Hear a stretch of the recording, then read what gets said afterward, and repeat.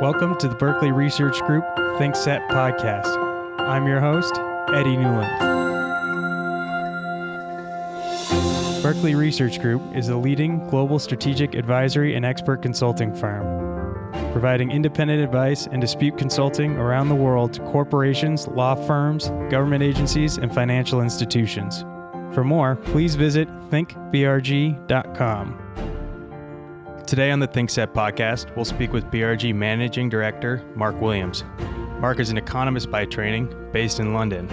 Over the past 20 years, he has worked in the telecom, media, and technology sector, commonly known as TMT. His expertise includes regulatory matters, litigation, restructuring, and business strategy. The TMT sector is at an important crossroads, the likes of which only happens every few decades. We'll discuss that crossroads with Mark and his upcoming article in the BRG ThinkSet magazine. You can learn more and read the full article by going to thinksetmag.com. And with that, let's get started. Mark, thanks very much for joining us today on the ThinkSet podcast. How are you? Very good. Thanks. Yeah, nice to be with you. Great. Let's start by providing a sense of scope.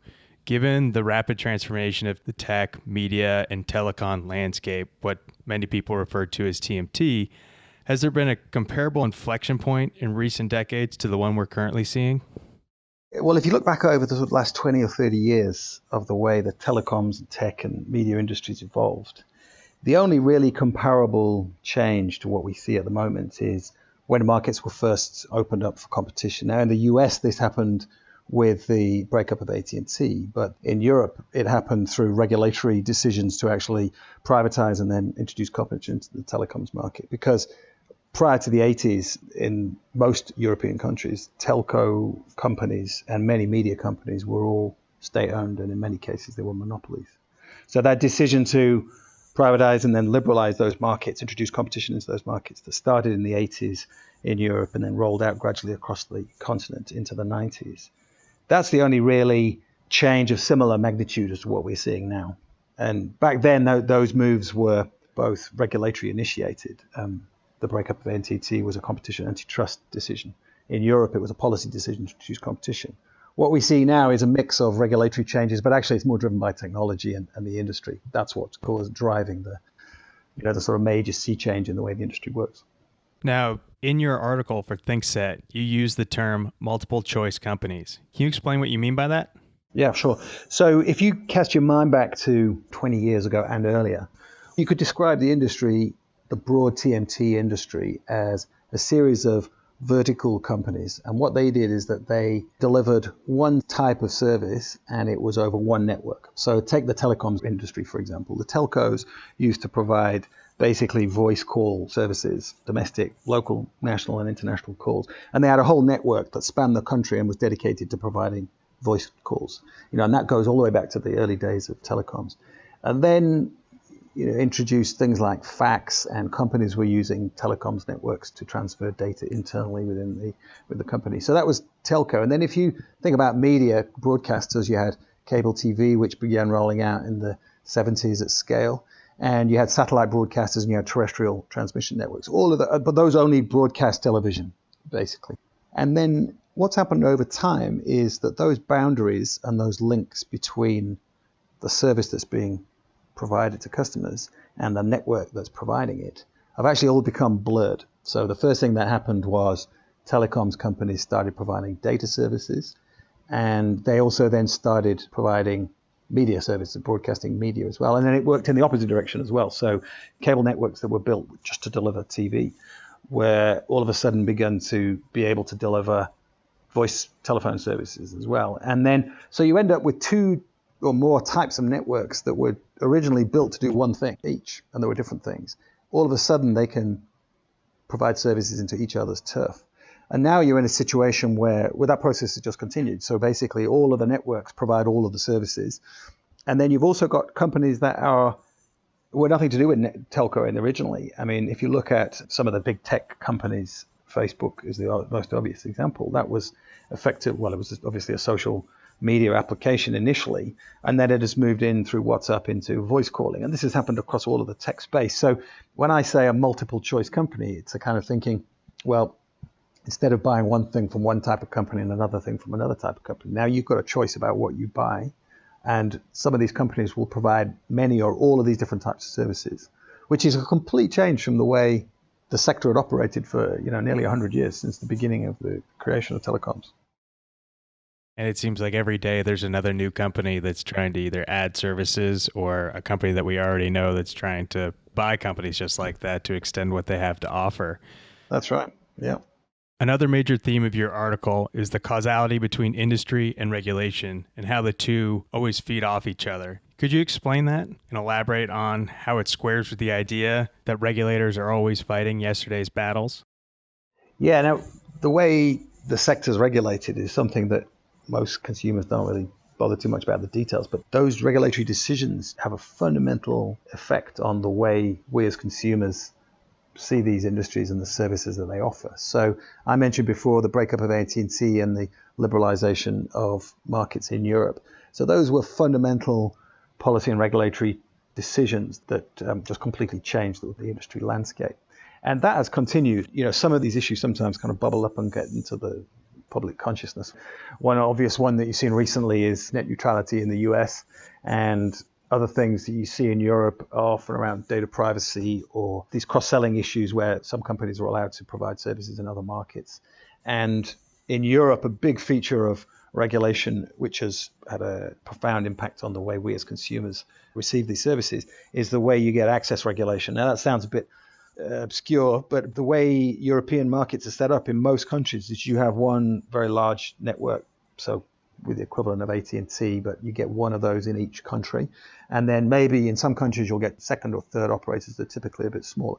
And the regulation is really focused on letting all the other players get access to that big network. And you did have an equivalent after the 96 Telecoms Act in the US. There were similar access regulations, but those were then slowly relaxed over time, whereas they've stayed and actually become more assertive in Europe.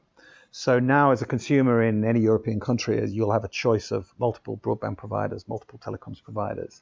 Although what customers often don't realize is that further up the line, those services are partly being provided over the incumbent's network. And that's only possible because of quite elaborate regulatory rules which give competitors access to what we call the incumbent, the big, large, formerly state-owned operators network.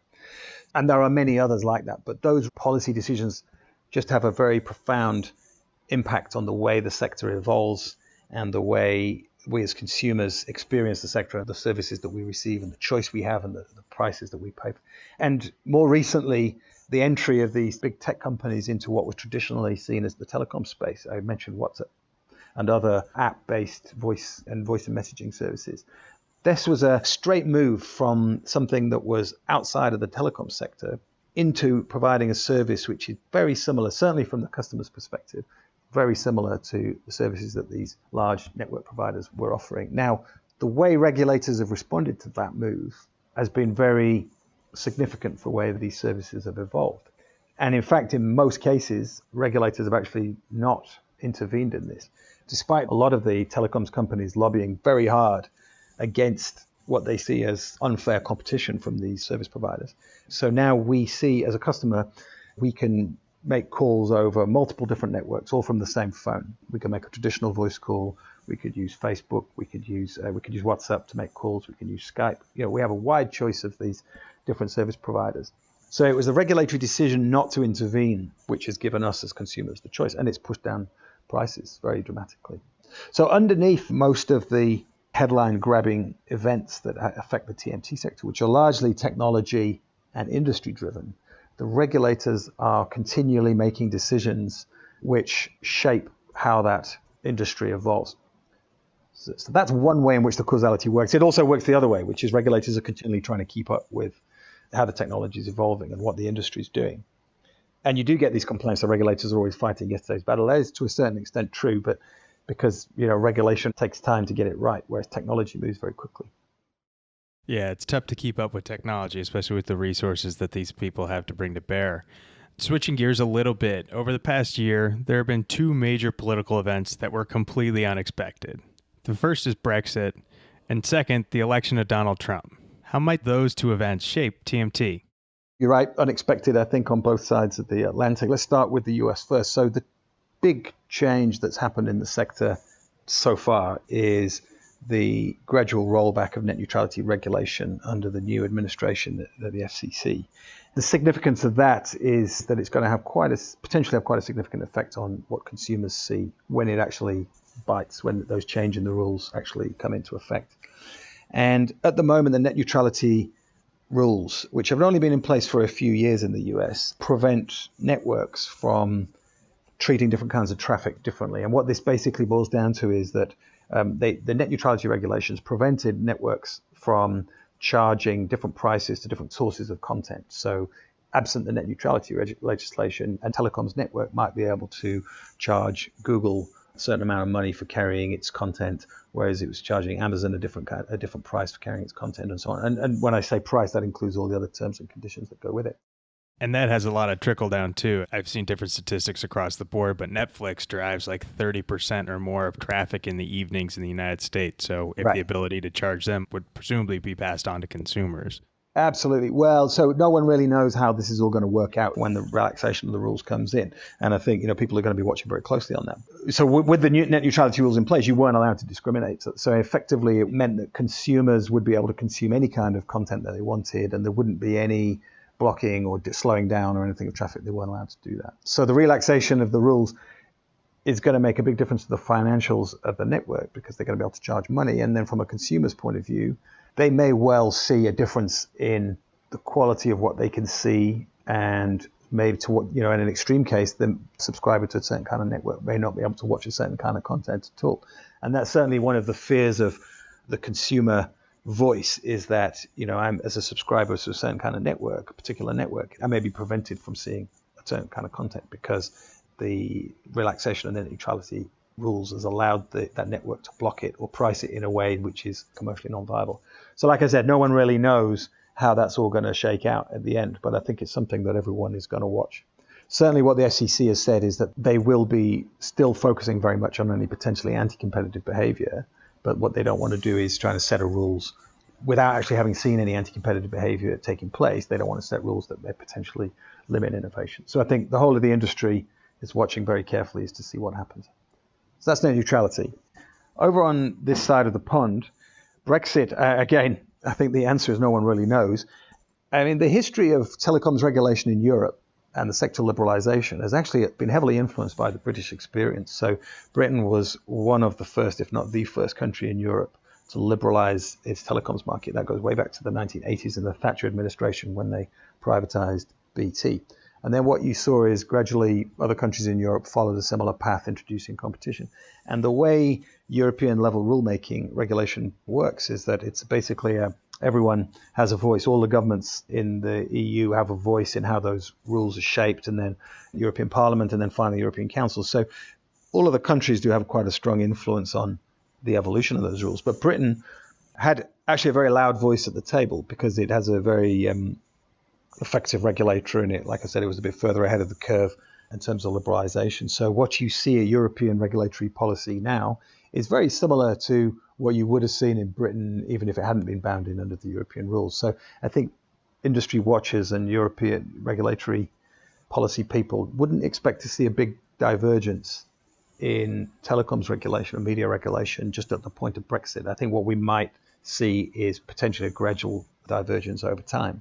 But certainly we don't see a radical difference in the way the British government views the sector and the way it should be regulated compared with the way European regulators view it. Coming up in May 2018, we already have one piece of legislation that's going to come into effect, the EU's General Data Protection Regulation, or GDPR. Can you predict the impact of those rules?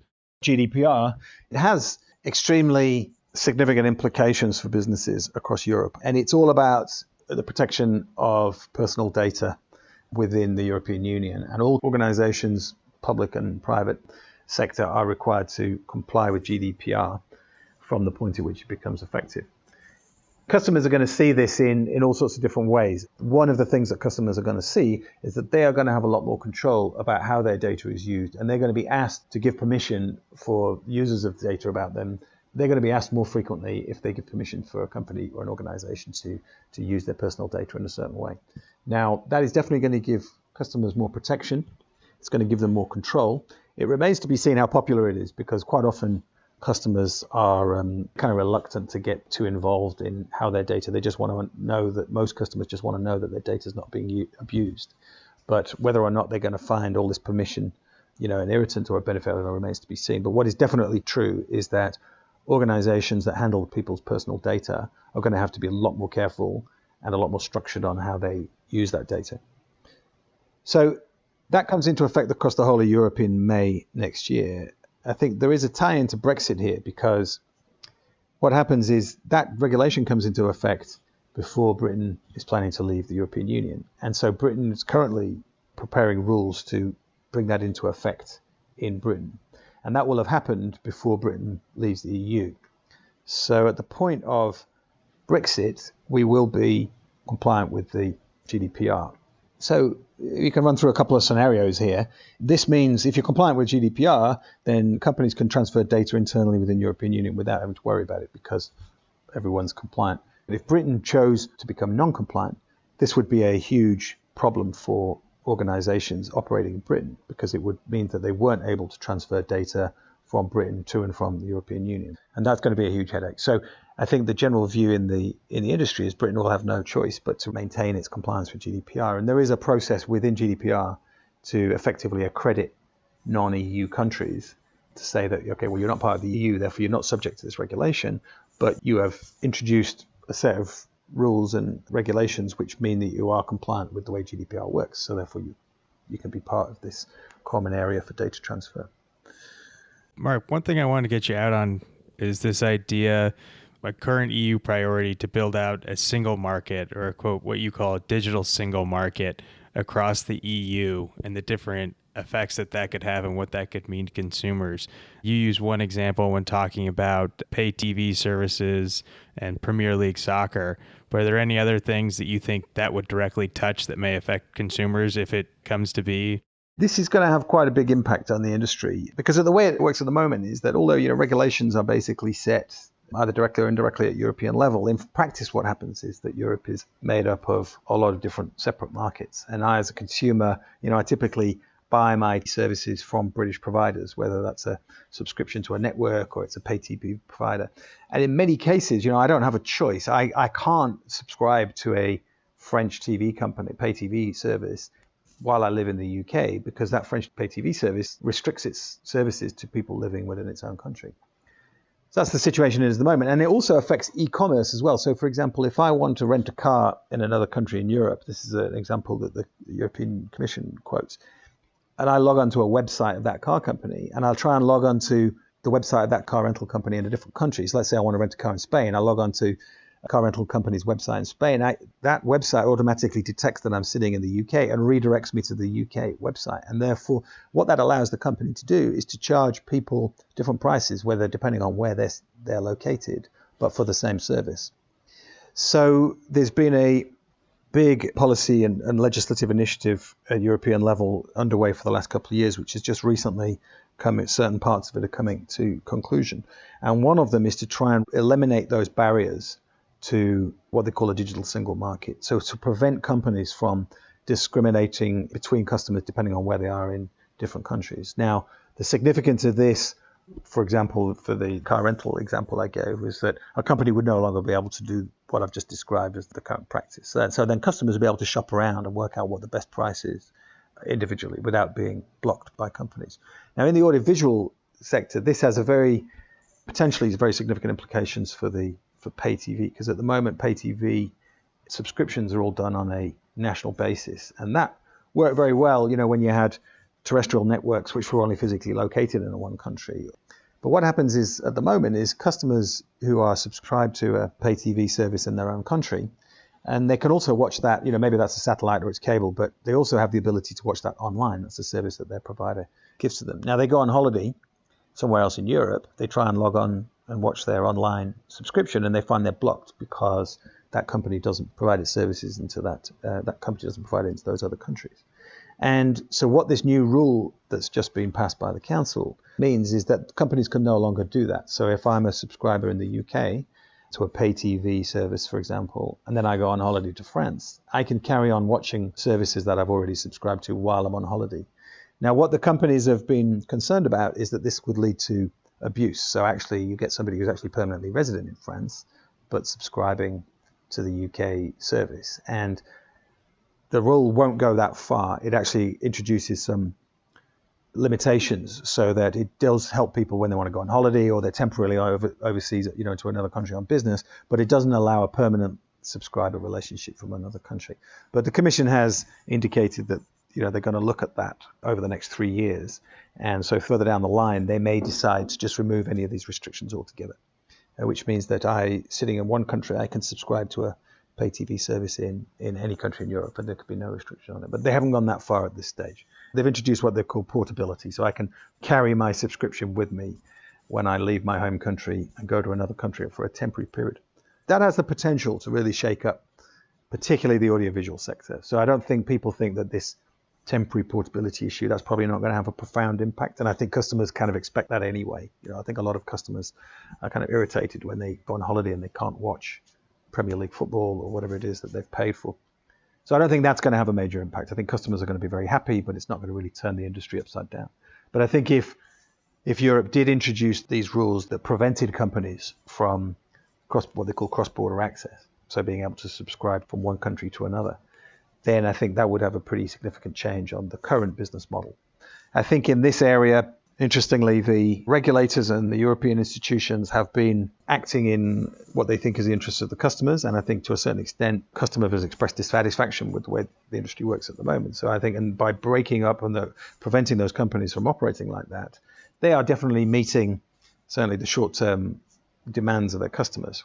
I think what remains to be seen is, over the long run, is that going to have any adverse knock-on effects on things like content creation and prices. And I think that's what the industry's claimed. I think definitely it's one of those things where we'll watch and wait and see what happens. But there's no doubt that those regulatory rules are definitely going to change the way the industry works.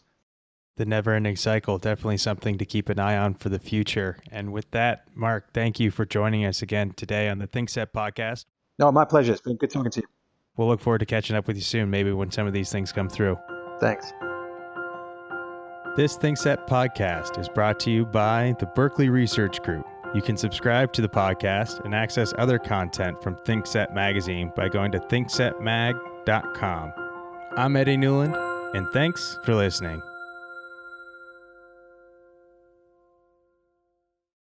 The views and opinions expressed in this podcast are those of the participants and do not necessarily reflect the opinions, position, or policy of Berkeley Research Group or its other employees and affiliates.